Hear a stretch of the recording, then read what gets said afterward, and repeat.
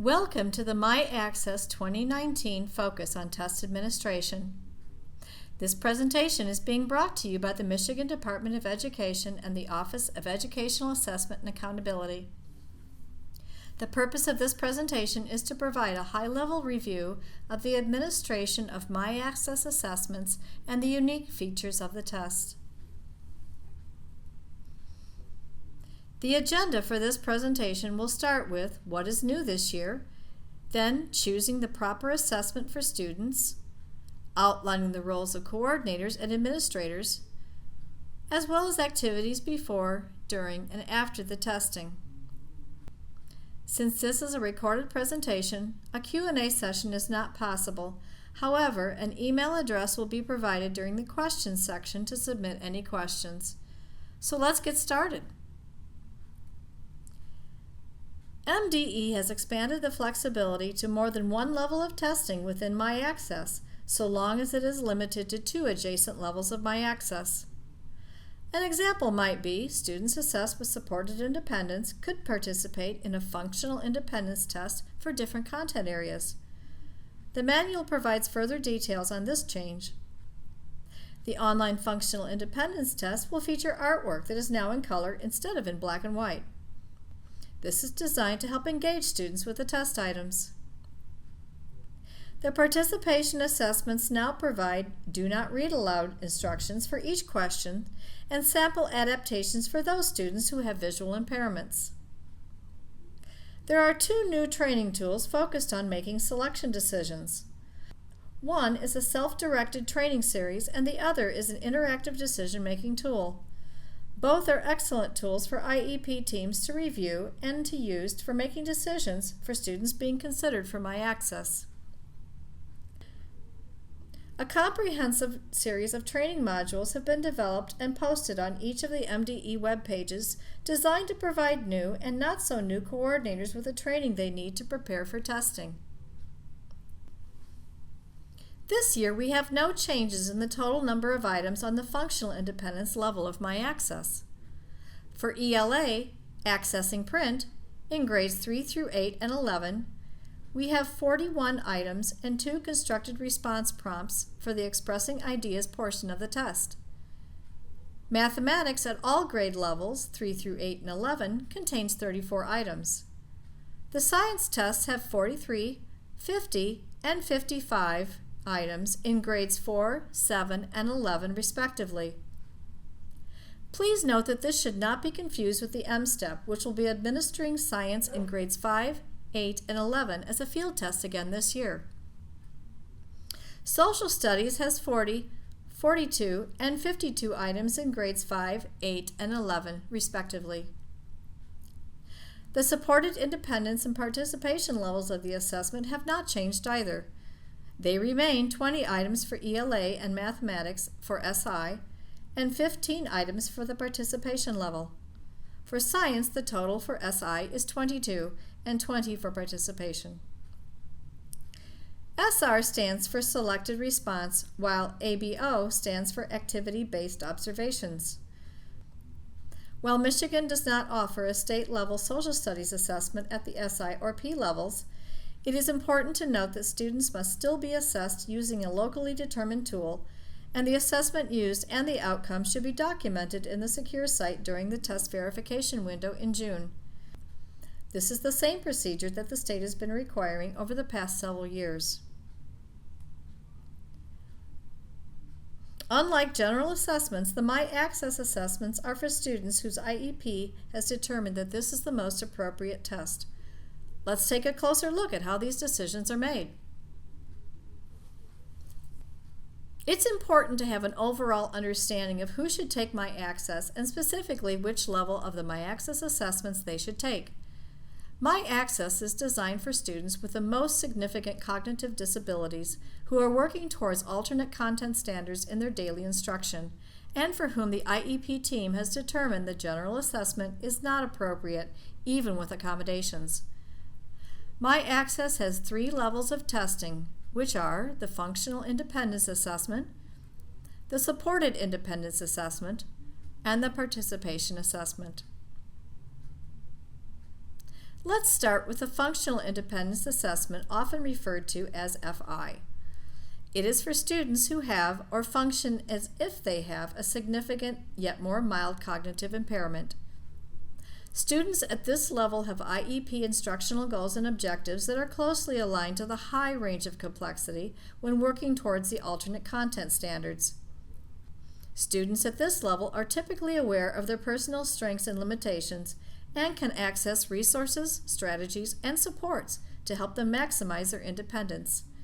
It's important to note that they're not working towards the general content standards. The Supported Independence, or SI, is an observational test, and it is for students who have, or function as if they have, a significant cognitive impairment that is more moderate in nature. Students at this level require intensive individualized instruction and support. They also must have IEP instructional goals and objectives that are closely aligned to the medium range of complexity when working towards the alternate content standards. Students at this level require ongoing support in major life roles and may have multiple impairments that limit their ability to generalize or to transfer learning. The instructional approach taken is usually direct, in context, and targeted towards specific, essential, independent living and academic skills.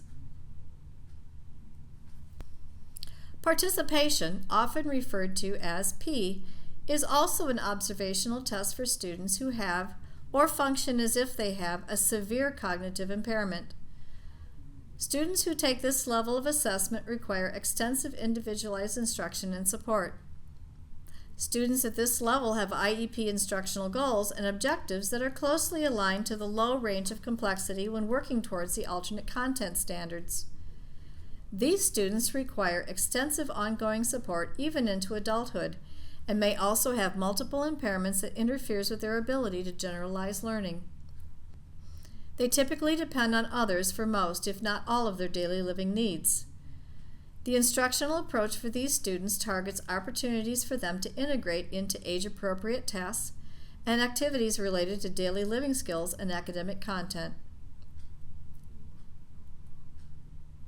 How do I know which assessment my students should be taking? There are 3 guiding questions for IEP teams to ask. Number 1, is the student identified as eligible for special education services?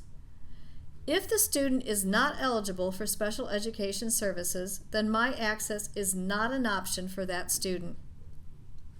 Number 2, what is the student's instruction based on? Is it based on the general content standards or the alternate content standards? Students that are working towards the alternate content standards should be taking the alternate assessment, My Access. On the other hand, students working towards the general content standards should be taking the general assessment, M-STEP, or MME for 11th graders. And finally, number 3, we often get the question, how do I know if my student has or functions as if they have a significant cognitive impairment? We have a document called Guidelines for Participation in My Access on the web page that includes factors that should and should not be considered when answering this question. Let's take a look at it. The Guidelines for Participation in My Access document may be found in the opening paragraph of the My Access webpage. This document provides a simple yes-no decision flowchart diagram to take you through the selection process in each level of My Access. IEP teams may find this 2-page document helpful when deciding if a student should take My Access and at what level of testing.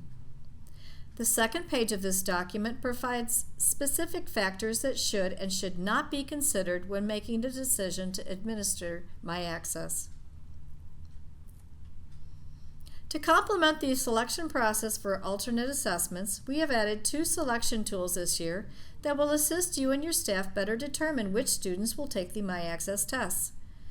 The first tool is the Assessment Selection Guidance Training, which is a self-directed presentation designed to describe each step of the decision process. The second tool is the Assessment Selection Guidance Interactive Decision-Making Tool, which is an adaptive platform allowing IEP teams to systematically make decisions by answering a series of questions that will lead to a final decision. Both tools are excellent training tools for everyone involved in the MyAccess testing decisions.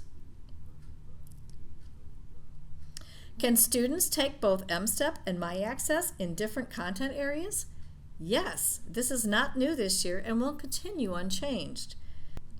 What is new this year is an expanded flexibility of the MyAccess assessments by content areas. IEP teams now have the flexibility to allow students to participate in 2 adjacent levels of MyAccess. The levels of the test must be adjacent to each other. For example, MSTEP may be combined with FI, FI may be combined with SI, and SI may be combined with P. An example of this might be a student who takes the MSTEP for mathematics and the ELA test for FI. Students may not take non-adjacent levels of the test such as FI and P or MSTEP with P or SI. If non-adjacent tests are given, the lower level will be invalidated. Note the decision to allow students to participate at different levels should be carefully discussed and noticed in the student's IEP.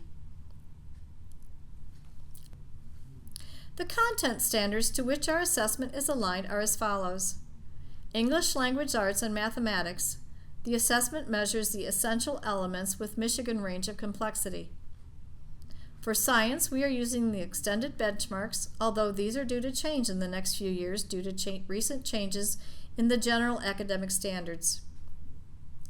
For social studies, we use the extended content expectations and the extended high school content expectations related to the FI level of social studies or functional independence. So where can you find these content standards? The Michigan Alternate Content Standards are found in the header of the MyAccess webpage. When you select the link shown in the circle, you will be directed to the standards links. These links will take you directly to the standards along with the Michigan range of complexity. Knowing the MyAccess assessment types and the standards will help facilitate the IEP team's decisions for students. Understanding your role in the assessment process is a critical part to a successful administration regardless of your level of involvement. While every district is different, there are some key roles and responsibilities that must be assigned and completed by staff. Here are some specifics. District and school professional staff members play a key role in the fair and equitable administration of state assessments.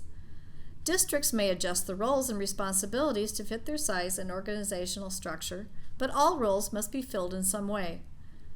Every role fulfills a critical piece to a successful administration.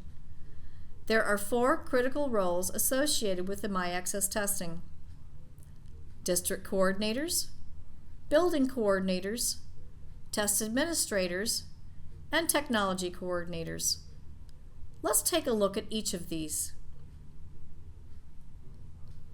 The district coordinator's primary role is to provide support and training for those involved in testing, along with other duties such as ensuring that the pre-identification of students is completed properly in the secure site, making sure that buildings have the testing materials they need and ordering materials as needed, ensuring the security compliance form and test security procedures for all staff, ensuring there is a clear process for handling test materials securely and that a chain of custody is established, and making sure the staff have access to and read the Assessment Integrity Guide on the web page. Over the past year, a training tool was developed for coordinators and posted at the top of the MyAccess web page. This module-style training is chronologically laid out to help coordinators and their staff. Be sure to make this part of your overall training sessions. District coordinators should also be assisting schools with receiving and returning test materials as needed. Districts have the choice in the secure site to have the materials delivered to the school or to the district. We have provided material return diagrams and return instructions in the manuals on the web page. Coordinators also manage the answer document and test verification process, typically open in June. This is the last chance to make sure all students are tested and demographics updated properly.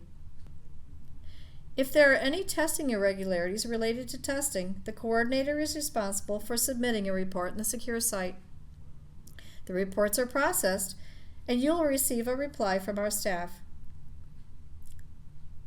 Review and distribute final reports will be coming out in the late summer on the OEAA secure site. Now we move on to the school coordinator. The school coordinator helps manage the testing activities within the school building and works with the district coordinator. They must participate and help in the assessment training at that school. They assist with receiving and returning test materials as needed. They have the responsibility for implementation of test security procedures in the school, including monitoring the chain of custody of secure materials in the building. Also, they're responsible for the implementation of security procedures in the school. Review and distribute final reports will be coming out in the late summer on the OEAA secure site. The assessment coordinator training is also available on the MyAccess webpage for school coordinators. This module-style training will help train coordinators and staff. Be sure to make this part of your overall training sessions. Assessment administrators fulfill a very important role as the frontline administrator of the assessments and interact with students who are testing. Let's start off with the Functional Independence Assessment Administrator. This is primarily a one-on-one assessment between student and administrator. The assessment administrator should be familiar to the student. Administrators need to be a certified professional staff member such as a teacher, school psychologist, related service provider, or teacher consultant. They will assist in getting the student started in the booklet or logging into the test if testing online. Administrators monitor and keep students focused on the test at every step and help to minimize any distractions. For those students testing using paper and pencil, the administrator must transfer the student responses from the booklet to the answer document. For the online assessment, they will also assist the student with the testing environment as needed. There may be opportunities where the administrator takes over some of the technology for the student if needed to keep them focused and on task. We ask that the administrators log in for the student as well and help the student submit and log out of the test. After all testing is complete, administrators return all testing materials to your coordinator for return to the vendor. Please see the manual for complete return instructions. Now for the Participation and Supported Independence or P&SI administrators. The P&SI assessments are observational assessments and rely on 2 administrators. The test questions are activity-based as well as selected response items. The assessment administrator should be very familiar with the student and the student should be familiar with them. The 2 staff members are the primary or PAA and the shadow or the SAA assessment administrators. The PAA is the lead administrator during the observations and when they present the test items to the student. PAAs set up the tests in advance because these tests should be instructionally embedded, so the student really has no idea that this is a test but rather part of their daily routine. The PAA leads the administration and marks the student responses on their scoring document. The SAA's job is to observe student responses and record them on the scoring documents. The SAA can be another certified staff member or other staff member very familiar to the student, such as a highly qualified paraprofessional. The PAA and SAA score the student responses on each one of the items simultaneously and independently during the testing. Your scores may not always agree, and that's okay. That's part of your observation of the student and how they respond to an item. The PAA will take both scoring documents and enter the scores in an online answer document. I'll expand on that in just a little bit. Online testing for FI requires technology support for computer setup for students taking online testing. The technology coordinators should be familiar with all the software to support the online testing, be available for setup or questions regarding Insight, which is the secure system for testing, Be familiar with the back-end software that supports caching and the test site manager and other technology. Be familiar with the process for entering P and SI scores, which are entered using a browser and not Insight. And become familiar with the section of the Assessment Coordinator training titled Introduction to Testing Technology found on the web page. The overall validity of the test relies on the security of all the tests. For that reason, we ask that all staff involved in any aspect of testing read the Assessment Integrity Guide found on the My Access web page and sign a security compliance form. The compliance forms are shipped with the testing materials and are also posted on the web page. These forms should be signed and retained in the district for 3 years. They should not be returned with the testing materials. A security training series through Michigan Virtual is available to help staff members understand the basics of test security and how important this is to all assessment activities. These modules are an excellent addition to any staff training or professional development series for your school or district. The web page also provides a great deal of information and guidance to help with administration that is very helpful, so become familiar with the various items. It has several sections in it, from What's New all the way down to a parent-student section and also general information. There is a great deal of preparation leading up to the My Access administration. The next section will help prepare staff for the administration. Let's review some of the major parts to getting ready. There are a variety of activities leading up to an administration, and a complete source to help manage the process can be found in the manuals. There are 2 test administration manuals, or TAMs. One TAM is for the functional independence, and the other TAM covers the P and SI tests.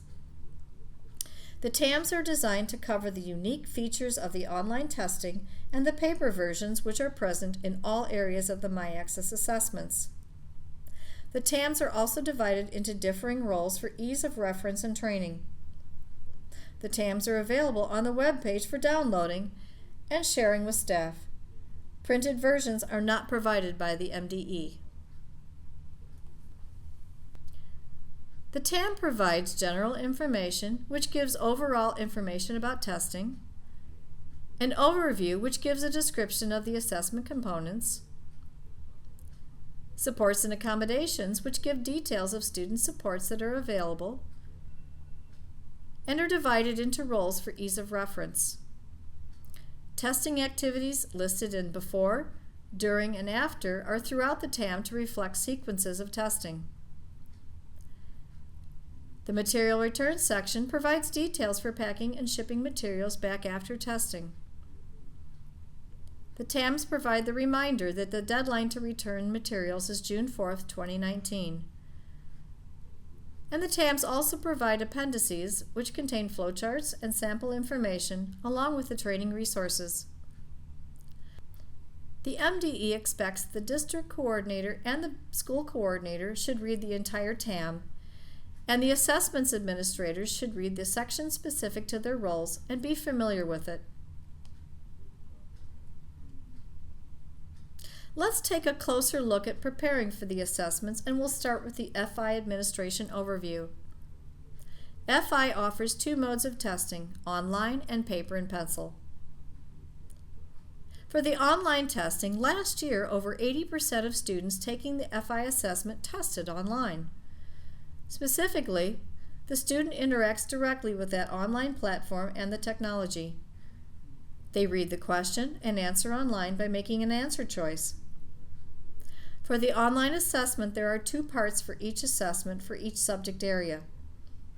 Students need to take both parts of the assessment, which means there will be 2 test tickets per subject area. For paper and pencil, with a paper test, the students interact directly with that test booklet and circle their responses in the test booklet, not the answer document. The assessment administrator will be the one to transfer those answers onto the paper answer document. The paper and pencil version has several sections depending on the subject being assessed.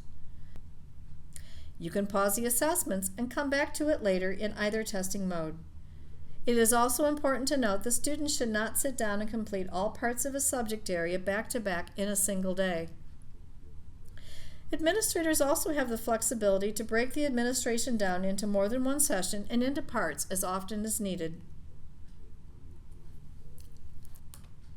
The Assessment Administration Flowchart is designed for the FI testing from start to finish.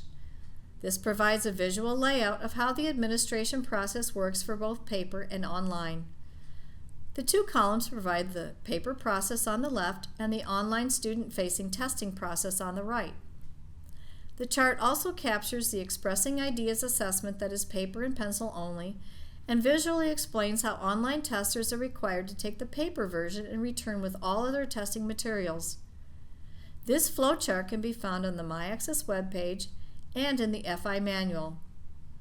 The P&SI version of this chart is also available. There is one exception to this mode of FI testing, expressing ideas mentioned in the previous slide. This is the constructed response portion of the ELA assessment. Based on your student enrollment for SI testing, materials were shipped to your school. Expressing ideas is required for all students and is only offered as a paper and pencil test. Students should respond to both prompts by writing, drawing, or a combination of both. If your students are using a scribe or other accommodations for the Expressing Ideas part of the assessment, please refer to the Supports and Accommodations table and manual to ensure that those supports are being administered according to proper guidelines. Those guidelines can be found on the MyAccess website under the Supports and Accommodations section. As an FI administrator, what do I need to do before the assessment begins? First, determine which staff member has access to eDirect. How will student test tickets be disseminated to test coordinators?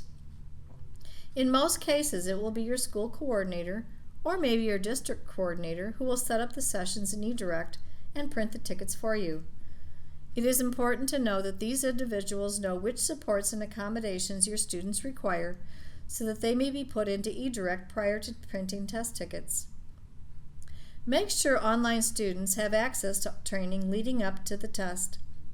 There are online tools training or OTTs that may be accessed through eDirect, and an OTT guide can be found on the MyAccess webpage in the Professional Development section. The OTT gives students the ability to interact with the test engine, become familiar with the assessment tools, and then take some practice items that will give them practical experience in taking an online assessment. Make sure the testing environment for the student is considered when scheduling testing by remembering the online assessments have two parts and may be given in any order. 2 test tickets are required. It doesn't matter which part is given first. Remember that breaks are encouraged based on student need. Administrators would simply pause and exit the test, and there will be an example of that here in a moment. Remember that the ELA Expressing Ideas assessment is provided in paper and pencil mode for all students, even those testing online for other parts of the test. Know what assessments and accommodations and supports are required for the student and ensure that those are listed on the test ticket. Administrators that are scribes for paper or online navigation must understand the protocol found in the guidance document located on the MyAccess webpage. Can you access the online tools training without the Insight software so students can use them now? Yes, you could access them now at the web address being shown on your screen using the Chrome browser. That will bring you to the login screen for the online tools training program. The login and password are displayed on the login screen, allowing users to access that program. This program can also be accessed through the Insight Test Engine software. If you have the Insight software installed, you can go directly into the test engine and click the link for the online tools training program. Now let's move into the actual administration part of the testing. As an assessment coordinator and administrator for the P and SI level assessments, there are several things to remember before testing. Work closely with your coordinator to ensure that your students have been pre-ID'd in the OEAA Secure site for the assessment that is listed in their IEP. Coordinators must confirm sessions in eDirect and print test tickets for entering scores in the online answer document after testing. Administrators must meet to schedule the testing and develop a plan for the assessments, such as the assessments have selected response and activity-based observation items which are designed to be embedded into the student's daily instruction. This will require planning to review the test and know the student's needs in advance of the testing. The testing window is 8 weeks for 2019 only. The Scoring Rubric is the guide to scoring students, and both the Primary Assessment Administrator, or the PAA, and the Shadow Assessment Administrator, or the SAA, must be very familiar with how to use the rubric. Set up a time to meet and discuss the rubric and how you both will apply it to your observations. Both the PAA and SAA score the items based upon the student's response to the prompt using the scoring documents provided for each assessment. This is an overview of the scoring rubrics for both the participation and supported independence tests. This chart should be reviewed by both the PAA and the SAA as part of the training and planning for the P and SI assessments. The more familiar you are with this rubric, the easier it is to recognize responses from the students during their observations. Note that this rubric also appears on the scoring documents that are used during test observations for convenience. A training module is provided for the proper use of the rubric during administration. The module link for the PNSI training modules can be found under the Professional Development section of the MyAccess webpage. This is a great video series of classroom interactions between administrators and students during testing. Even though there is an 8-week window for testing, just for 2019, there are a number of things that must take place during that time. Now let's take a look at what to expect during test administration. Let's get started with the FI online testing. The first step is, once you have established where the students will be testing, what computers they will use, and you have taken all the security precautions necessary, you're going to want to log the students into the assessment using the student's test ticket. We're asking that you do this rather than the students to avoid confusion and cut down on any distractions. So, use the student's test ticket to enter the student's username and password and then sign in. Once you've logged in, it should say the following tests have been scheduled for the student's name will appear, and then a section of the tests associated with that test ticket will be shown on the screen with an underline. That's the link to get the test started.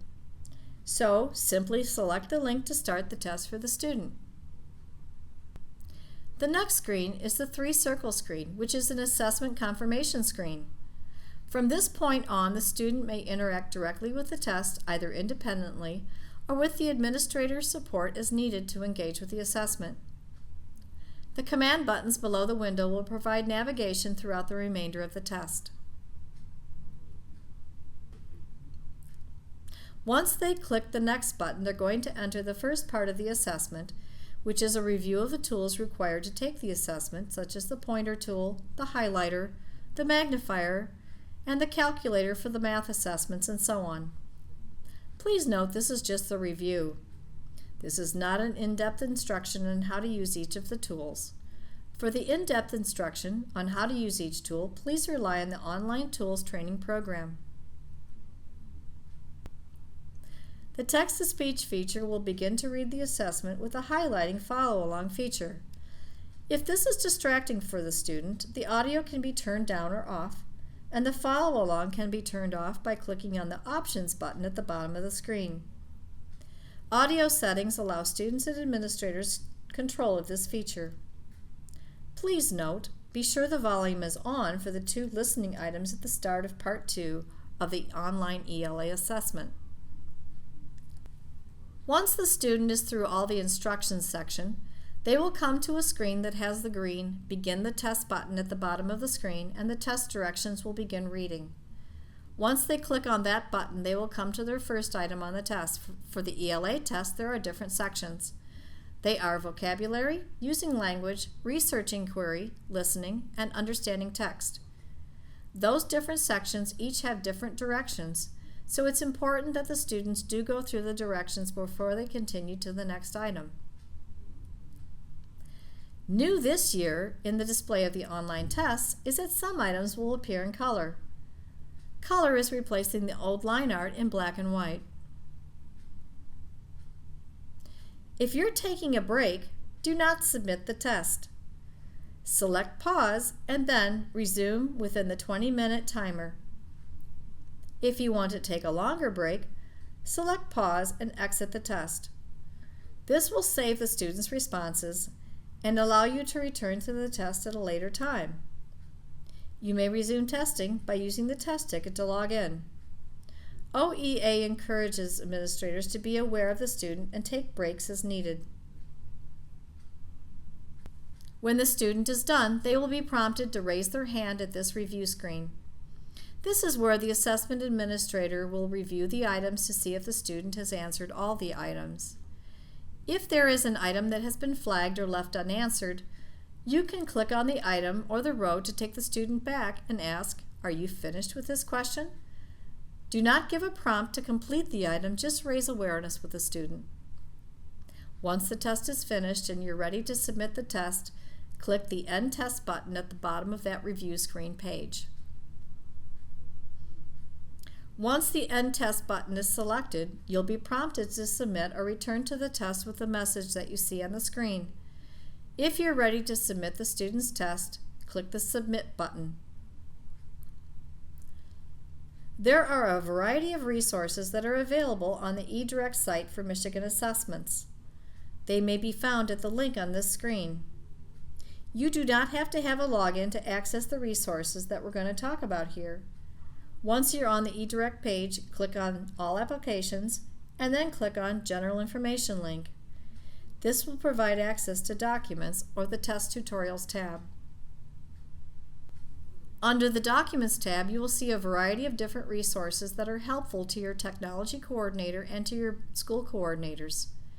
You can also use the Test Tutorials tab on that same page to access a tutorial available for students. It's strongly recommended that you take students through this video tutorial as it walks them through the testing software. Students should first view the tutorial and then participate in a hands-on practice with the online training tools, or the OTTs. Once you select the tutorials, you will see there are 5 different modules available. The modules are to be used with your student, covering Welcome to the Online Tutorial, Taking the Practice Test, Taking the Real Test, Navigating the Test, and finally pausing, editing, and ending the test. The modules demonstrate how the testing environment works from start to finish. Here's a sample item that you may find in the OTTs designed to help students become familiar with the functionality and navigational tools. Now let's shift topics over to the PNSI administration tests.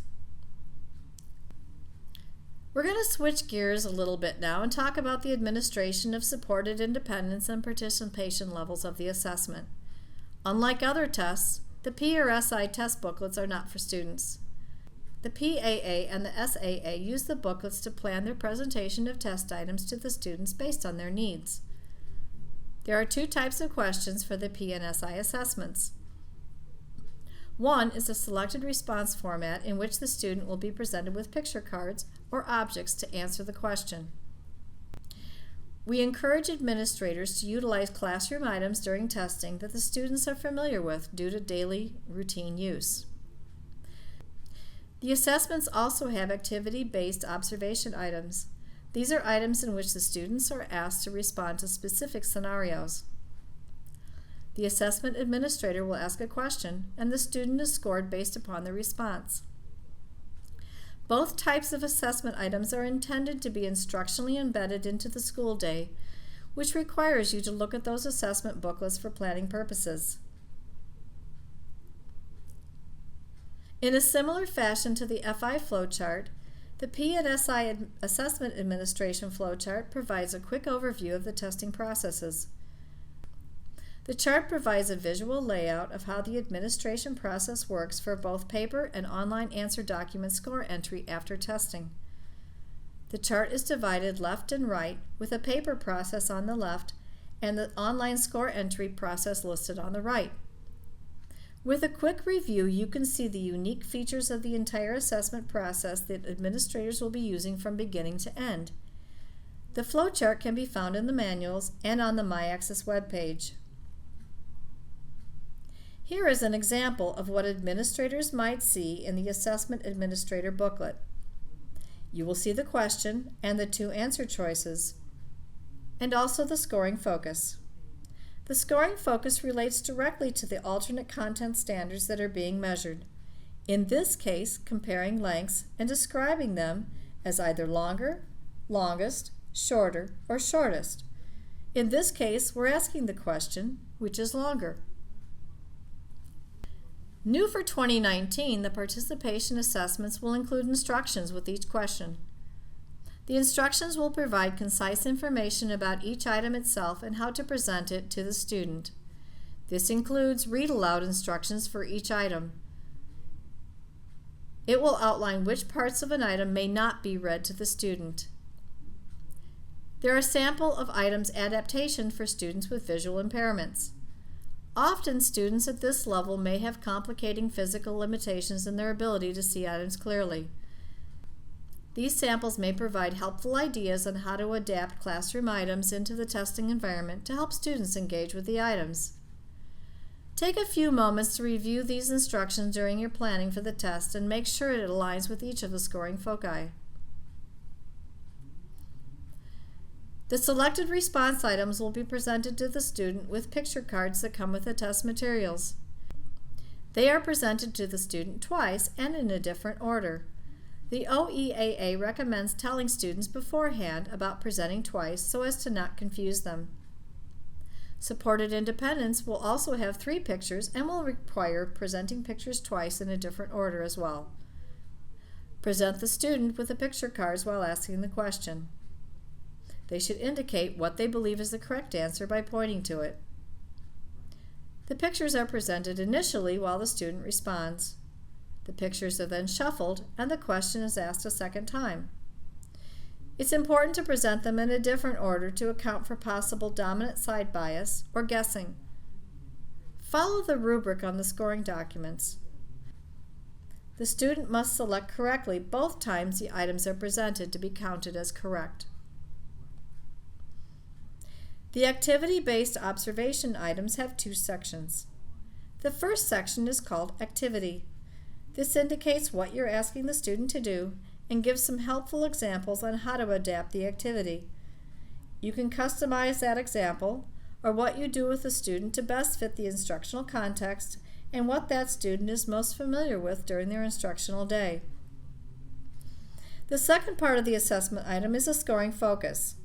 So if you're not sure how to modify it, look at the scoring focus. If what you're doing meets that scoring focus, then you're focused on the right thing.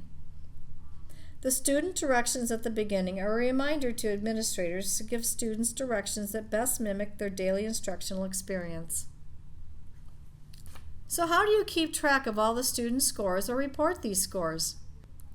This is accomplished using the scoring documents to track the student scores, then entering them in the online answer document. The form number must be completed at the top of the scoring document and should be taken directly from the assessment booklet cover. The scoring documents contain the link to the online answer document where the PAA will enter these scores after testing. The scoring rubric appears in the header, so it can be referenced when you're observing the student. There are no paper answer documents. The primary and shadow administrators don't coordinate their responses. They respond to what they see and mark it down on the scoring documents. The scoring documents arrive with the testing materials and are also posted on the web page to download and print as needed.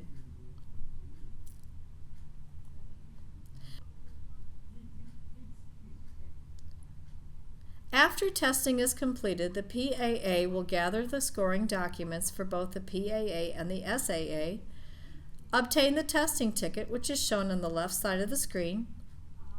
Log into the link to get into the answer document using the test ticket. There will be a login page that opens.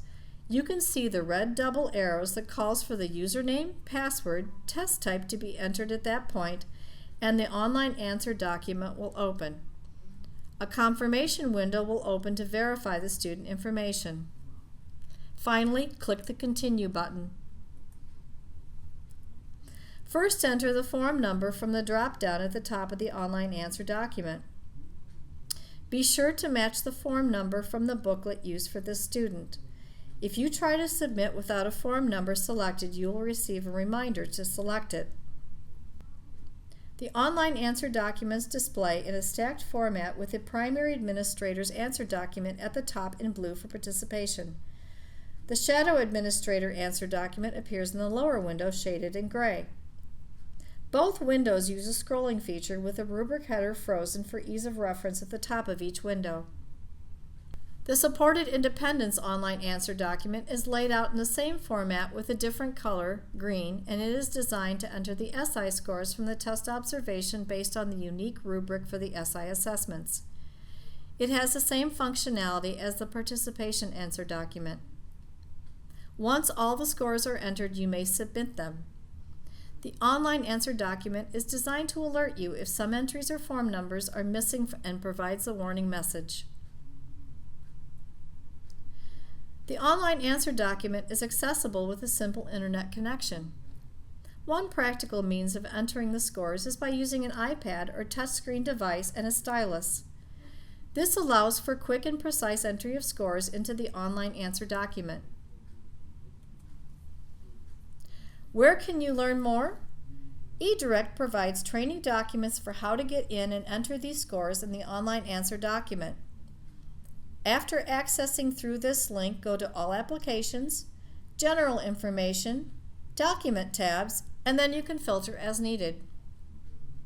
You can view the tutorial of the mini modules and how to enter the scores as mentioned. It's important to note the administrators may help with the tests, but not on the test items. This is for paper and pencil as well as for the online test. We don't want the technology to be a distraction for the student. For that reason, the administrator may not provide hints or critical questioning about an item. Read the manuals on the web page. These are designed to assist with each phase of the administration.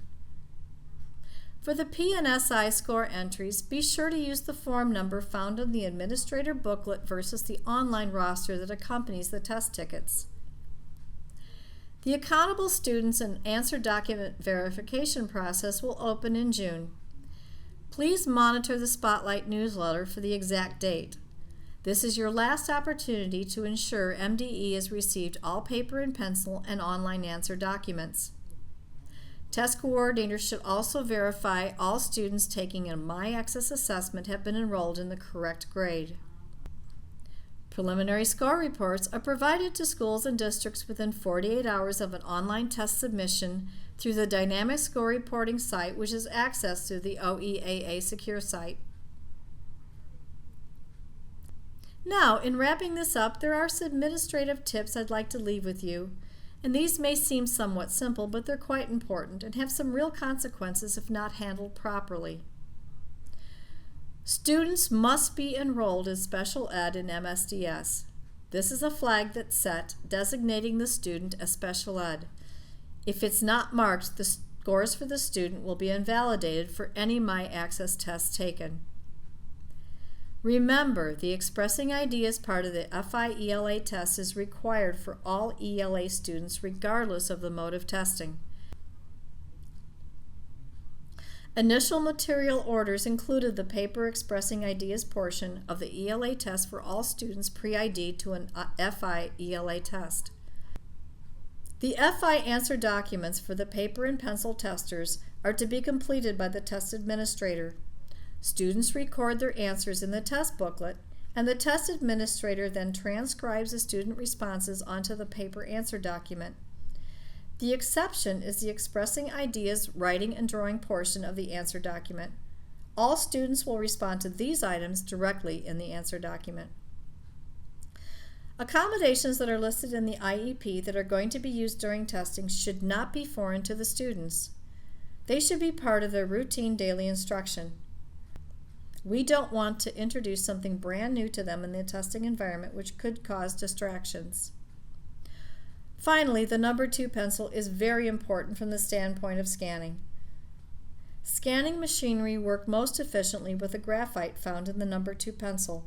So it may be tempting to use something different, but the number 2 pencil is what is required as part of the minimum requirements for reading entries to the answer document. When testing has been completed, there are a number of activities that are required. Often some schools and districts may overlook a few critical items when wrapping up testing, so we'll cover some key points to remember. The final process of the administration is packing and shipping material back for scoring. This includes all secure testing materials. The manuals provide a chapter on the materials that must be returned and those items that must be retained or securely destroyed. Included in the TAM is a packing diagram shown here that provides a quick reference on how to pack and ship your material returns. Please take the time to review this chart and the material return section if you're a coordinator. Note that the final date for material return shipping is June 4th, 2019. Another feature of the TAM is a chart that describes how materials should be processed. Some materials may be destroyed, like unused answer documents and test tickets along with rosters. Schools need to retain the PNSA scoring documents and the security compliance forms for at least 3 years. All other materials associated with testing must be returned for processing. See the chart for details or the TAM material returns section. There will always be some questions that arise, and for that reason we have a couple of avenues for you to ask and get answers. Your question may be sent to mde-oeaa@michigan.gov, or you can call 877-560-8378. Please make sure in the subject line that you put a brief description so that we can get the question routed properly. Thank you for your commitment to the children of Michigan and your help in administering the My Access assessments. Thanks for watching.